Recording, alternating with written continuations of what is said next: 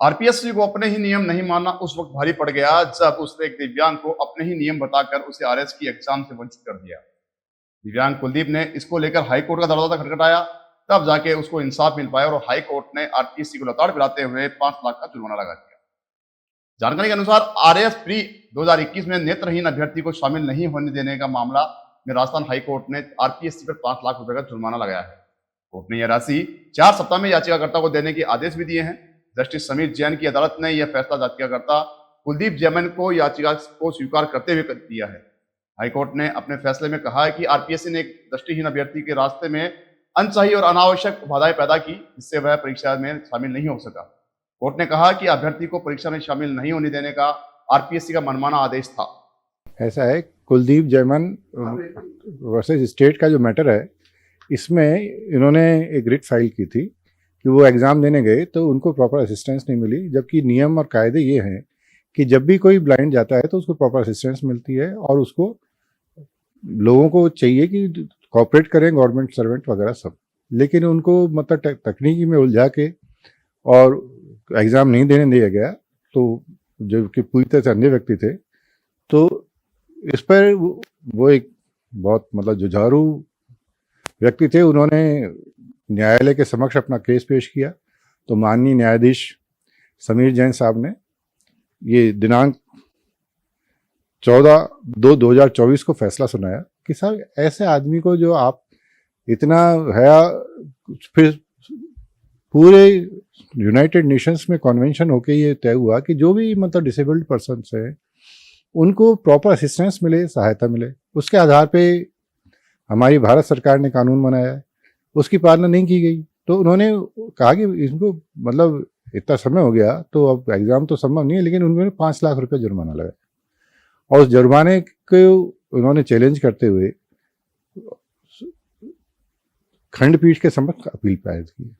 खंडपीठ ने कहा कि ये तो बिल्कुल सही बात है और आपने जुर्माना लगाया है वो बिल्कुल सही है हमारे न्यायालय ने, और उस बात को उन्होंने उसकी सहमति व्यक्त करते हुए जुर्माने को यथावत रखा और राज्य सरकार को फिर निर्देश दिए कि आप ऐसी व्यवस्था बनाएं कि जो डिसेबल्ड पर्सन है या जिसको कि मतलब स्पेशली एबल्ड पर्सन कहा जाता है, उनको आगे से परेशानी नहीं हो और उनको बार बार न्यायालय में नहीं आना पड़े। और एक व्यवस्था ऐसी बननी चाहिए जिससे कि ये लोग परेशान नहीं हो। लेकिन जो व्यवहारिकता में देखा जाता है कि राज्य सरकार ऐसे मामलों में उदासीनता बरत रही है और अभी भी जो ट्रांसफ़र के मैटर्स हैं, ये मैटर्स हैं, इनमें राज्य सरकार मतलब जवाब तक पेश नहीं कर रही है कोर्टों में।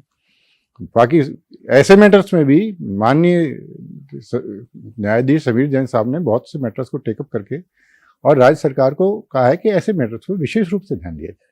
सर, क्या विशेष नियम है डिसेबिलिटीज जो है एग्जामिनर एग्जाम देने वाले, क्या पूरे दिशा निर्देश हैं? बात करें आपके लॉ की बात करें, गवर्नमेंट के दिशा निर्देश की बात करें।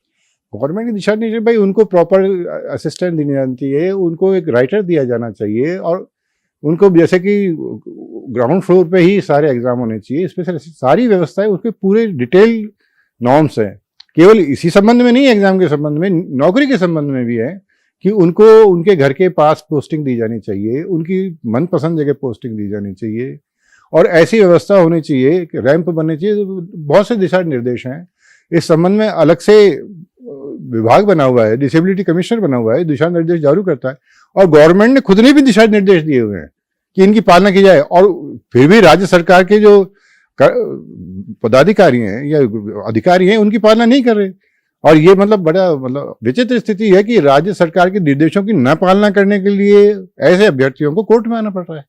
तो सुना आपने कि किस प्रकार दिव्यांग को आरएएस परीक्षा देने से वंचित किया गया और कोर्ट ने किस प्रकार उसे न्याय दिया।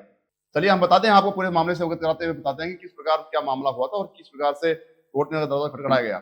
दरअसल अलवर निवासी कुलदीप जैमन ने हाईकोर्ट में याचिका दायर करके कहा था कि वह 100% दृष्टिहीन है।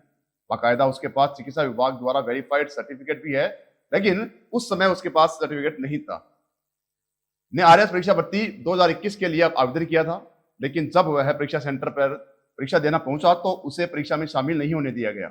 सेंटर पर परीक्षार्थी को नए नए और आलतू फालतू नियमों का हवाला दिया गया। याचिकाकर्ता ने बताया कि कुलदीप जेमन ने आरएस परीक्षा 2021 के लिए आवेदन किया था।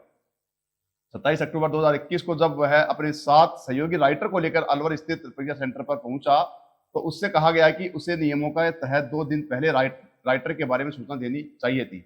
वहीं अभ्यर्थी से उसके दृष्टिहीन होने का मेडिकल सर्टिफिकेट भी मांगा गया, जो उस समय उसके पास नहीं था। ऐसे में उसे परीक्षा में शामिल नहीं होने दिया गया।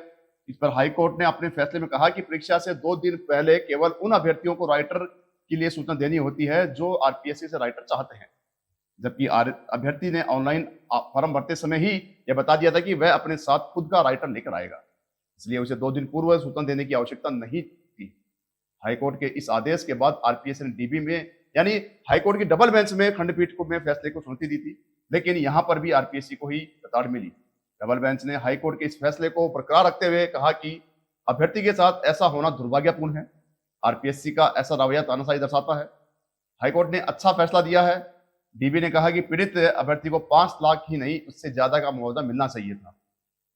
दृष्टिहीन का मेडिकल सर्टिफिकेट नहीं होने के कारण परीक्षा से वंचित करना पूरी तरह से गलत है, क्योंकि आरपीएससी ने खुद अभ्यर्थी को ब्लाइंड श्रेणी का प्रवेश पत्र जारी किया था। इसके अलावा हम आपको बताते हैं कि आरपीएससी के ही नियम है कि परीक्षा सेंटर पर केवल admit card, pan, passport size photo के अलावा अन्य सामग्री लाना पूर्णतः प्रतिबंधित है। कोर्ट ने कहा कि क्योंकि अब आरएएस परीक्षा भर्ती 2021 की चयन प्रक्रिया पूरी हो चुकी है, ऐसे में अभ्यर्थी को परीक्षा में शामिल करवाने की प्रार्थना सारहीन है। लेकिन जो याचिकाकर्ता को उत्पीड़न और मानसिक पीड़ाएं झेलनी पड़ी हैं, उसके लिए आरपीएससी में 5 लाख की कॉस्ट लगाई जाती है। वहीं यह राशि आरपीएससी 4 सप्ताह में याचिकाकर्ता को अदा करेगी। हाईकोर्ट ने अपने आदेश में कहा कि राज्य सरकार और आरपीएससी दिव्यांग व्यक्तियों को दिए गए अधिकारों को प्रभावी तरीके से लागू करे। कोर्ट ने कहा कि दिव्यांग व्यक्तियों के अधिकार अधिनियम 2016 में कई अधिकार दिए गए हैं जिनकी प्रभावी रूप से पालना नहीं हो रही। साथ ही कोर्ट ने यह भी कहा कि दिव्यांग व्यक्ति का यह अधिकार है कि उसे सम्मान के साथ सशक्त किया जाए। वहीं राज्य सरकार की जिम्मेदारी है कि दिव्यांग व्यक्तियों को समाज में समानता के अवसर मिले।